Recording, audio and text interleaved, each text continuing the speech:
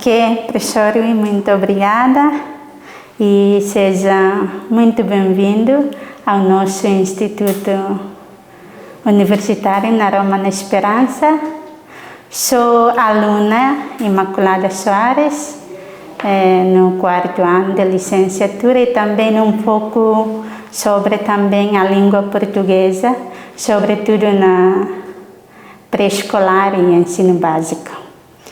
E contexto como aqui em Timor o nosso contexto da língua portuguesa e como descreve a situação atual da língua portuguesa nas escolas timorenses.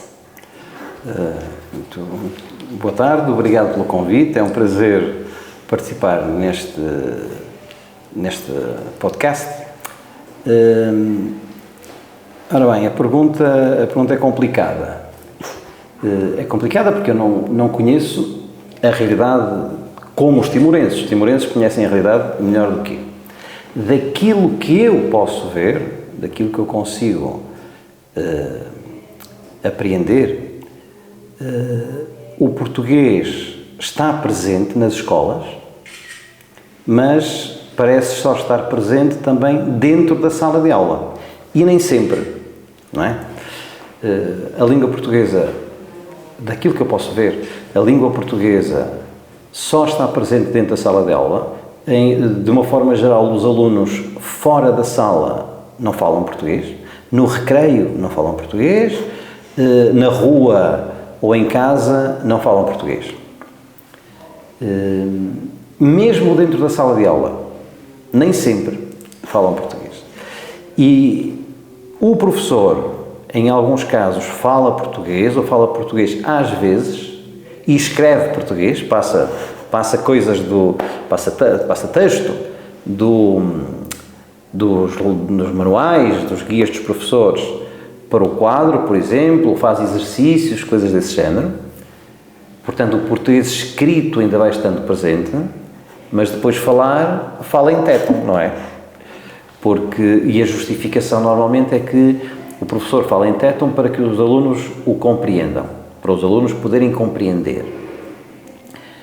Se nunca mudarmos isto, vai continuar a ser assim. Se os professores nunca começarem a falar em português e cada vez mais em português, nunca se vai alterar esta rotina, vai ser sempre assim. Os alunos não compreendem e o professor fala em téton. E se o professor fala em téton, os alunos nunca vão falar português. Além disso, de uma forma geral, a minha percepção é de que as aulas em Timor são muito tradicionais. São aulas em que o professor fala e os alunos ouvem. Não é? E não há muita oportunidade, nem muito incentivo para que os alunos falem. Claro que os alunos no início, dependendo do nível, não é? Mas mesmo os alunos, por exemplo, do ensino secundário, claro que eles vão cometer erros. Claro, é mesmo assim. O português não é a língua materna deles, portanto eles vão cometer erros. Parece-me que, de uma forma geral, os timorenses têm muita vergonha de cometer erros, não é? E é normal cometer alguns erros, é normal isso. Eu posso dizer que há minutos estava ali com umas alunas, com umas estudantes do IUN. E uma delas disse, eu queria fazer uma pergunta sobre a minha tema. E eu compreendo esse erro, está errado, eu compreendo esse erro perfeitamente, porque tema acaba em A. E a maior parte das palavras que terminam em A são do género feminino. Por isso é que ela disse, a minha tema. Não é? E eu pedi-lhe que corrigisse. E a outra do lado corrigiu. E eu expliquei isto, exatamente. E pronto, ela ficou a saber. Ela disse, pois, eu pensava que era feminino. Não, tema, apesar de acabar em A, é masculino. Então ela disse, então é o meu tema. Exatamente. Portanto, só pela prática é que as coisas vão mudar. Voltando centralmente à sua pergunta. Eu acho que o português ainda não está suficientemente presente nas escolas timorenses. Tem de estar mais. Isto não se faz de um dia para o outro. Demora tempo. Vai com tempo, com paciência. Mas tem de se fazer um esforço consciente por tornar o português mais presente. Tornar o português mais presente significa o professor tem de falar mais em português. Tem de levar mais textos escritos, livros, textos, o que for, em português. Tem de levar manuais escolares em português. Tem de levar jornais em português. Tem de levar música em português. Tem de levar oração, pode ser também, em português. Tem de levar coisas que existam, pacotes de produtos, embrulhos. Tem de levar, chama-se isso, objetos autênticos, coisas do dia-a-dia, com inscrições em português, para que o português esteja presente na sala. Também o que se faz em Portugal muitas vezes é, por exemplo, as paredes da sala terem cartazes que os alunos podem ler todos os dias, podem ver, até que, se tiverem alguma dúvida, podem olhar para o cartaz e ver, reconhecer o problema, identificar o problema e ultrapassá-lo. Eu vi aqui em Gleno, há dias, numa escola do primeiro ciclo, uma escola primária do primeiro ciclo, uma sala com muitas coisas do primeiro ano, com muitas coisas fixadas na parede. Gostei de ver, estão lá as coisas fixadas. Os alunos veem aquilo todos os dias. Esta é uma forma de tornar o português presente. Não é só o que o professor diz, é tornar a língua presente na oralidade e na escrita e através de muitas estratégias. Muito obrigada. E a seguir a outra pergunta. Quais são os principais obstáculos que os professores e os alunos enfrentam no dia cotidiano e, sobretudo, por aprenderem em prática dentro da sala de aula? Mais uma vez, é um problema complicado porque, como a língua portuguesa não está muito presente, ela está presente indiretamente através do tétum. Muitas das palavras, as estruturas do tétum são exatamente iguais às do português. Não é? Ela está presente, mesmo um timorense que fala tétum, mesmo que nunca tenha estudado português, já conhece muitas palavras do português, que são iguais. Mas é verdade que a língua portuguesa não está genericamente presente na sociedade timorense. No dia-a-dia, na rua, nas lojas, na igreja, no mercado, nas instituições públicas, aí um pouco mais. Se alguém for ao hospital, não há lá ninguém a falar português, não é? Se alguém for a uma loja, ninguém fala português. Se alguém for ao mercado, mesmo na igreja em alguns casos. E na escola também não. Portanto, é preciso tornar a língua portuguesa mais presente. Há dias, os Calema fizeram aí um espetáculo em Dili. Eles trazem a língua portuguesa através da música. E ainda bem, acho que há muitos timorenses a gostar muito. Ótimo! Eles fizeram um vídeo lá no Ramelau, muito bom para uma das canções deles. Portanto, é preciso tornar a língua portuguesa mais presente na sociedade, sabe? Presente na sociedade. Não é só nas universidades, não é só no Ministério, não é só na Embaixada de Portugal ou do Brasil, é preciso, ou de Angola, é preciso tornar a língua portuguesa mais presente genericamente. E é preciso que as pessoas compreendam que é útil saber português. Porque se as pessoas não acharem que é útil saber uma língua, nunca vão sabê-la, nunca se vão interessar por a estudar. É verdade. Muito obrigada. E como desafios concretos nos ensinos, a formação dos professores também, né? E timorense, sobretudo timorense, que estamos a falar, em língua portuguesa, é suficiente para enfrentar as exigências do currículo? Ou o que será isso? Nós temos de pensar em duas coisas. Temos de pensar nos professores que vão ensinar língua portuguesa. E temos de pensar nos professores que vão ensinar outras matérias em língua portuguesa. Portanto, os professores que ensinam português, sim, esses precisam de saber português muito bem. Não sei, eu conheço o cenário daqui do Yun, conheço mais ou menos também, eu conheço relativamente bem, o cenário, o que se faz na UNTL. Aliás, eu participo num mestrado, costumo dar aulas num mestrado na UNTL, regularmente. Há muitas pessoas a falar português muito bem, a dominar a língua portuguesa muito bem, não só em termos de serem capazes de falar e de compreender, e de ler e escrever, mas que têm conhecimento metalinguístico, isto é, conhecem a gramática da língua portuguesa, sabem pronunciar sobre a gramática da língua portuguesa, sabem justificar porque é que se diz isto e não se diz aquilo, porque é que se escreve assim e não se escreve de outra forma, têm consciência disso. Há muita gente assim. Mesmo assim, para a globalidade do país, são muito poucos ainda. Portanto, era bom que houvesse um investimento muito grande em termos de língua, por um lado, mas também em termos de metodologia do ensino, por outro. Isso é preciso. Para os que vão ser professores de português. Para todos os outros, professores de matemática, de economia, de física, de filosofia, de ciências, é preciso que eles também sejam capazes de ensinar as suas matérias com a língua portuguesa. Porque enquanto estiverem a ensinar as suas matérias com a língua portuguesa, estão também a ensinar português. E estão a tornar a língua portuguesa presente. E muito do vocabulário técnico das várias disciplinas, em Tétum, é vocabulário trazido de português. Eu não sei, como é que se diz vírgula em Tétum? É vírgula, não é? É do português, imagino eu, não é? Como é que se diz, não sei, uma coisa qualquer, os termos da biologia, os termos da economia, como é que se diz inflação em Tétum? Inflação, não é? Os termos do direito, como é que se diz? Não, direito, como é que se diz advogado, como é que se diz crime, essas coisas todas, não é? São palavras importadas do português. Portanto, muitas das palavras do Tétum são do português. As pessoas têm que ter consciência disso. E depois têm de ser capazes de as usar de forma funcional, a ser capaz de se fazer compreender e de compreender os outros em português.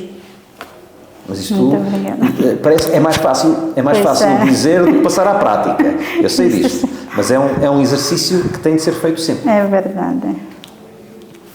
E assim também, professor, como que afeta a diversidade da língua, a linguística do país, como aqui já tem muitas línguas maternas, e também mais Tétum, o específico é Tétum, mas como que isto afeta na aprendizagem dos alunos na sala de aula? Primeiro nós temos de ter consciência de uma coisa. Ter muitas línguas não é um castigo, é uma riqueza. Ter muitas línguas, os linguistas dizem que cada língua é uma janela aberta sobre o mundo. Cada língua vê o mundo da sua forma e, portanto, contribui para a riqueza da percepção que nós temos todos, para a riqueza de experiências e para a riqueza de concepções do mundo. Portanto, ter muitas línguas e cada indivíduo falar muitas línguas é bom, não é mau. É uma riqueza. Ponto número 1. Ponto número 2. Nós sabemos que em Timor-Leste há, em princípio, 16 línguas e dialetos, não é? Ainda bem, é uma riqueza. Timor-Leste situa-se naquilo que se chama, que em linguística se chama um ponto quente, um hotspot em inglês, um ponto quente de diversidade biocultural. Há uns autores que falaram sobre isto e estes... há algumas zonas do mundo onde, desde sempre, não é agora, desde sempre, houve muitas línguas, houve muitos povos diferentes com características culturais diferentes e houve também muitas plantas e muitos animais diferentes. Por exemplo, num deserto há pouca gente, há poucas línguas, há poucas plantas, poucos animais, há pouca diversidade. Numa zona de floresta, por exemplo, floresta quente, há muitas plantas diferentes, há muitos animais diferentes e costuma haver também muitos povos diferentes com culturas diferentes. Isso é uma riqueza. Um dos pontos quentes de diversidade biocultural do mundo, é uma zona que abrange Timor-Leste. Chama-se Wallacea e vai mais ou menos de Timor, da ilha de Timor até às Celebes, mais a norte, de Bali mais a oeste, até à Papua mais a este. Esta zona toda é um dos pontos quentes, é uma das zonas do mundo onde há mais plantas diferentes, mais animais diferentes, mais povos diferentes e mais culturas e mais línguas diferentes. Timor-Leste está aqui perfeitamente nesta zona, o que é muito interessante. Depois, é verdade que isso pode tornar-se complicado para a afirmação de uma língua, porque línguas diferentes num território e povos muito diferentes e culturas diferentes nesse território pode levar à fragmentação, à divisão. Em vez de ser um território só e um povo só, como é que era há uns anos, Timor e Dadeit, não é? Em vez de ser um território só, todos unidos e todos com a consciência de que são um só, pode começar a haver divisões. Os que falam esta língua, os que falam outra língua, os que falam outra. É preciso que haja uma língua que unifique, uma ou mais que uma, que unifique toda a gente, que marque as ligações que existem entre as pessoas. Isso é sempre complicado, porque depois as pessoas em casa, na família e com os amigos, falam a língua que é mais fácil, que lhes é mais fácil, que lhes é mais fácil, quer dizer, mais normal, mais natural falar, que é a sua língua materna, normalmente. Não é a língua nacional, não é a língua oficial, não é algo desse género. Portanto, haver muitas línguas em Timor-Leste é uma riqueza.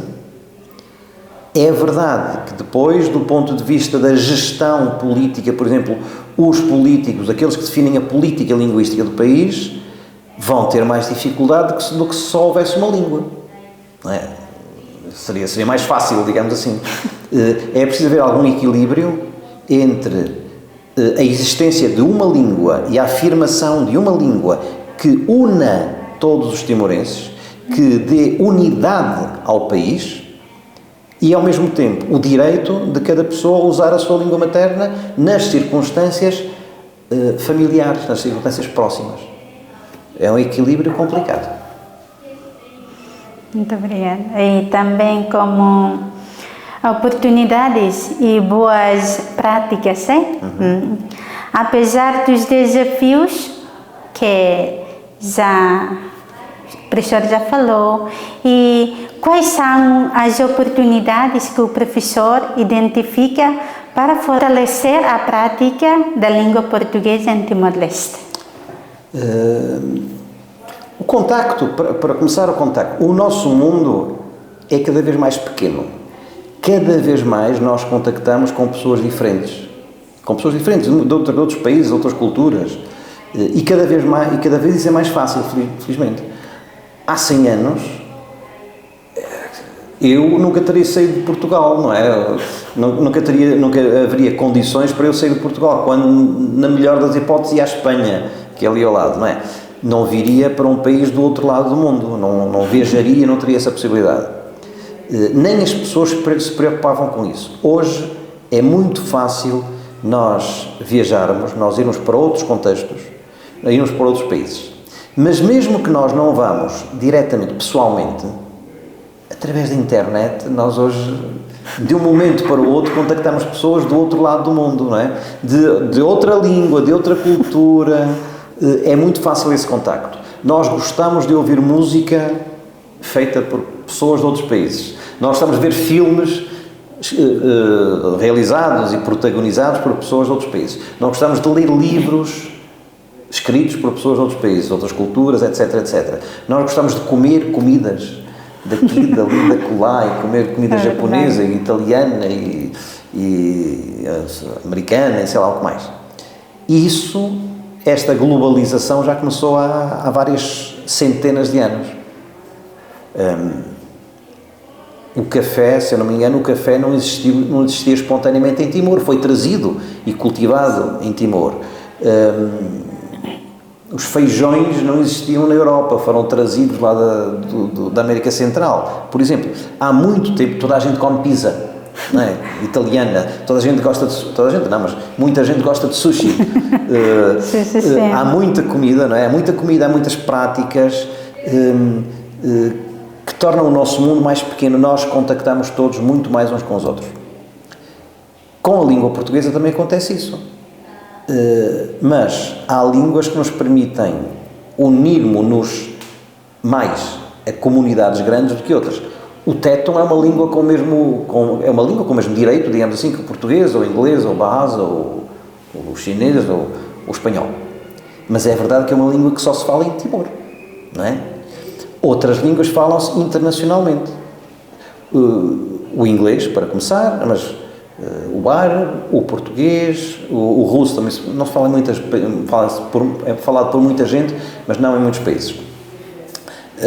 O espanhol, também se fala, o castelhano também se fala em muitos países, mais que no continente, etc.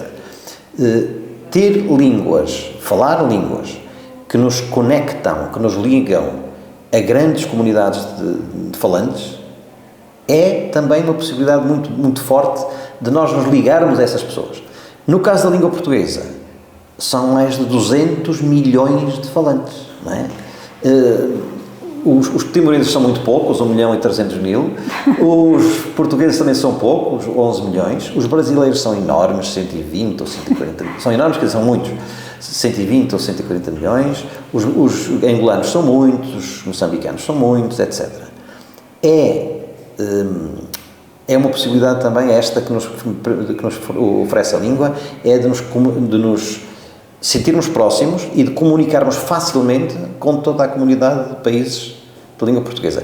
Para além, por exemplo, dos galegos que falam português, que é mais ou menos um português medieval, que se falava há muitos anos, mas que é português, e das comunidades de falantes de português, portugueses, brasileiros, vários africanos, que estão espalhados pelo mundo inteiro. Ainda ontem eu falava com uma madre cabo-verdiana e estávamos a dizer que há cabo-verdianos por todos os lados, na Europa, há muitos que falam português, não é? Há mais cabo-verdianos fora de Cabo Verde do que dentro de Cabo Verde, segundo se diz. Portanto, há muita gente a falar português, felizmente, há muita gente a falar português em muitas partes do mundo. Se os timorenses também falarem português, também conseguirem comunicar em português, estão a unir-se a uma enorme comunidade de falantes. Muito obrigada, professor. E como sabemos que existe a experiência ou projeto como, ou seja, a Universidade de Domínio e UNE, que é o Instituto Universitário na Romana Esperança, e que estão a ter este projeto de como trabalhar juntos com este. E como que o professor está a ver os resultados positivos destas duas... Desta cooperação, sim. É uma cooperação que já temos há mais de um ano. Eu acho que está a funcionar.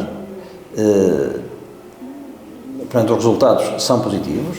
Os resultados até agora têm-se manifestado em duas iniciativas. Uma são as aulas que nós estamos a dar online.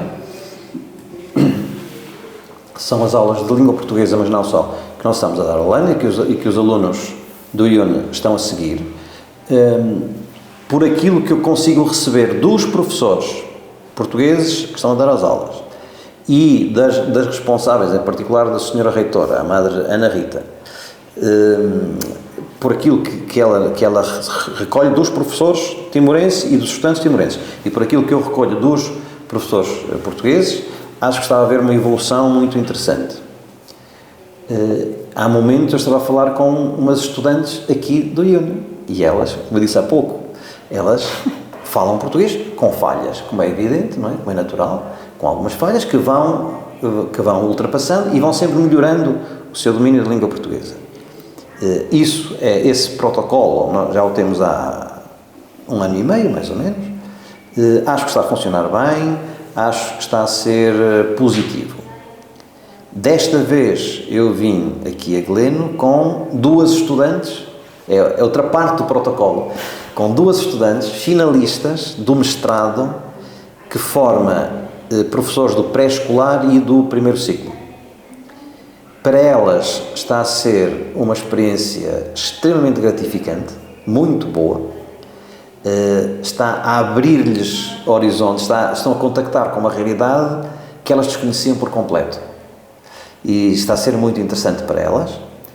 E eu acho que para as crianças com quem elas estão a trabalhar, também está a ser uma experiência muito interessante.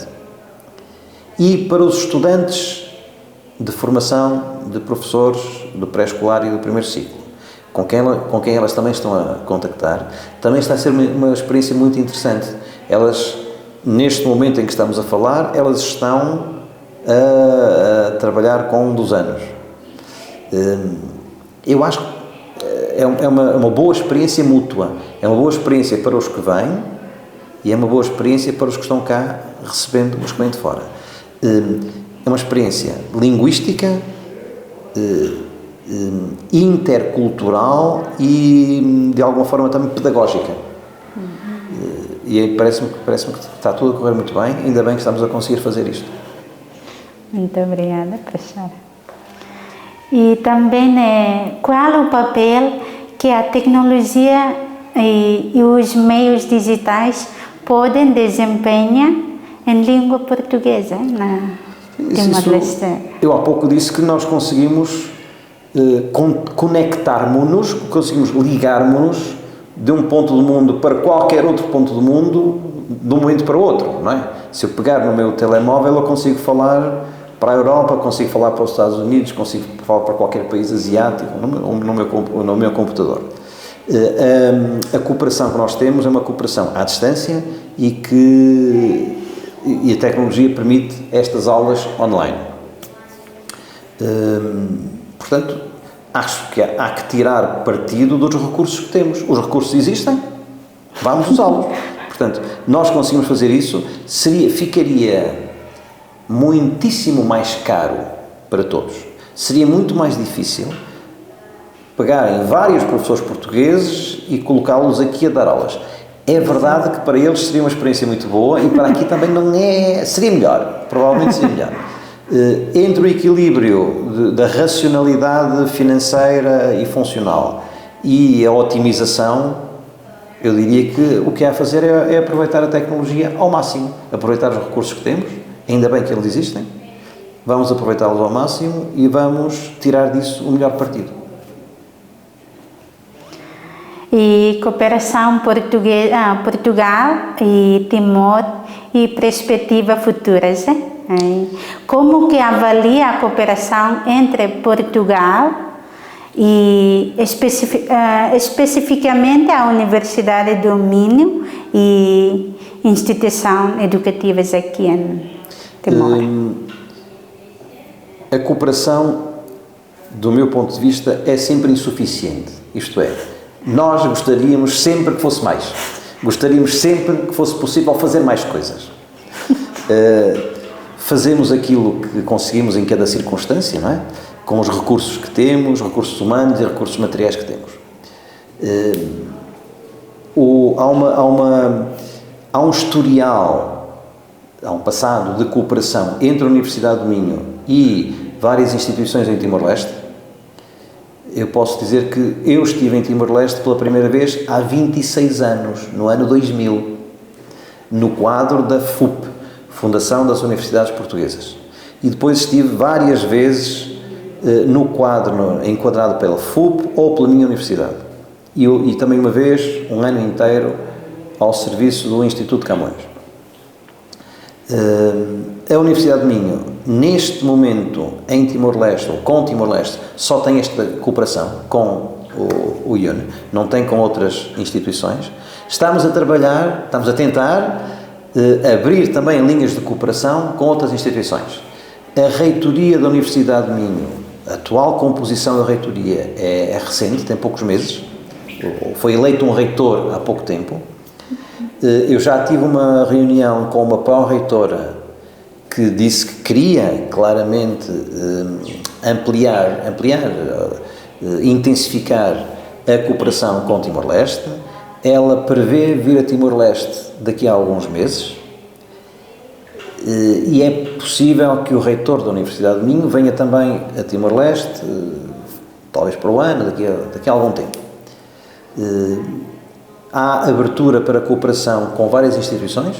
Neste momento temos com o IUN e queremos continuar a ter com o IUN e intensificar, alargar o mais possível, mas também com outras instituições, em várias áreas, com vários objetivos e, portanto, eu não sou o reitor da Universidade de Minho, mas acho que posso, sem exagerar a minha capacidade de representação, posso dizer que há da Universidade de Minho um grande interesse em desenvolver e intensificar a cooperação com Timor-Leste nas várias áreas, no ensino, nas outras áreas mais tecnológicas, ou se quisermos, para benefício comum, para benefício das instituições timorenses e dos timorenses e para benefício da Universidade de Minho. Acho que temos todos a ganhar com isto. Muito obrigada, professor. E que mensagem que o professor possa deixar para nós, jovens que estamos com esta perspectiva de aprender mais português para o futuro, o futuro, sobretudo neste país. Queremos falar mais e também queremos que esta é a nossa língua oficial. Queremos transmitir para as nossas crianças. A língua portuguesa não é dos portugueses. Qualquer língua... Bom, as línguas não são de ninguém, não é? Mas se fossem de alguém, qualquer língua seria das pessoas que a falam. Portanto, a língua portuguesa é das pessoas que falam português. A língua francesa é das pessoas que falam francês. A língua, não sei, grega é das pessoas que falam grego. A língua téton é das pessoas que falam téton. A língua portuguesa é dos timorenses também. Também faz parte da cultura timorense. O que é que diferencia os timorenses do Oriente, não é? Da metade oriental da ilha, Timor-Leste, dos timorenses da metade ocidental, ou dos timorenses, ou dos outros povos todos aqui à volta, nomeadamente dos povos da Indonésia, das muitas ilhas da Indonésia. Do ponto de vista biológico, não há muitas diferenças. A diferença é cultural. E essa diferença cultural manifesta-se, em particular, em duas marcas: a religião e a língua. E se Timor-Leste quer continuar a ser diferenciado, quer continuar a diferenciar-se face aos outros povos à volta, e ao mesmo tempo quer manter a união, essas duas marcas são importantes. Nós aqui estamos a falar em particular da questão da língua. E em termos de visão daqui para o futuro, a minha visão é positiva, a minha visão é otimista. Eu conheci Timor-Leste, como disse, há 26 anos, com tudo destruído, com tudo queimado. Dili era uma cidade terrível, com ruas inteiras todas queimadas. E depois eu vim cá muitas vezes ao longo do tempo, e como não estava sempre em Timor, de cada vez que via, ia notando as diferenças. Ia notando cada vez mais casas, ia notando cada vez pessoas mais livres, mais à vontade, ia notando cada vez mais ruas e melhores, ia notando que as ruas tinham passeios, que já havia iluminação pública à noite, que vai havendo empresas, tudo isso. Portanto, a evolução existe e, portanto, eu não posso senão ser otimista. Eu sou otimista em relação ao futuro de Timor e acho que os timorenses devem todos ser otimistas. Devem saber que a evolução não cai do céu de qualquer maneira. A evolução resulta da nossa ação e do nosso esforço. Mas é um esforço que dá resultados. Portanto, os timorenses devem estar orgulhosos do que conseguiram até agora e os timorenses são muito teimosos. Portanto, devem continuar a ser teimosos, querendo evoluir, querendo melhorar as condições de vida, melhorar a qualidade de vida de toda a gente, E, portanto, isso só com uma visão otimista da vida é que se pode ter. Muito obrigada, professor. Para finalizar o nosso encontro,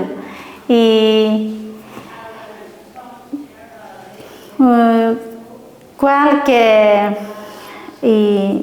pudesse escolher uma única concreta que deveria levar a Timor a melhorar mais na língua portuguesa? Uma ação só uma ação? Pode ser mais. Pois, não, há duas coisas, eu não sei dizer, não sei qual é mais importante, provavelmente as duas. Eu acho que em termos de, por um lado, em termos de comunicação social, devia haver mais presença da língua portuguesa. Comunicação social, TVTL, mais presença da língua portuguesa, rádios, mais presença da língua portuguesa, e jornais, também mais presença da língua portuguesa, em particular em Dília, não sei se há jornais em todos os municípios, mas pelo menos aí. A televisão, as rádios, a televisão não, as televisões, a TVTL e há não me lembro agora do outro canal que existe também. Portanto, os canais de televisão, a rádio, os jornais, a comunicação social. Pelo menos esses três deviam investir o mais possível na língua portuguesa. Eu sei que existe investimento, existe inclusivamente com o apoio da cooperação portuguesa. Isso existe. Ponto número 1. Por outro lado, no ensino. Qualidade de ensino e presença da língua portuguesa no ensino. São dois fatores, são duas estratégias, se quisermos, fundamentais para a presença da língua portuguesa. Presença na sociedade, em particular na comunicação social, presença no sistema de ensino, uma presença sólida, consistente e permanente ao longo do tempo. Muito obrigada, professor. Nada, foi um prazer.